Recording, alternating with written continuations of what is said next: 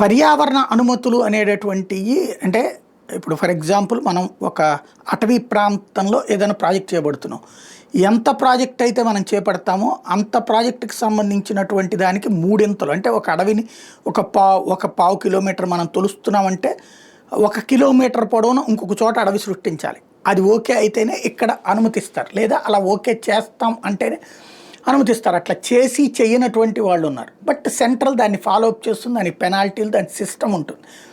ఇప్పుడు సుప్రీంకోర్టు ఈ అనుమతుల విషయంలో కీలకమైనటువంటి తీర్పు ఇచ్చింది.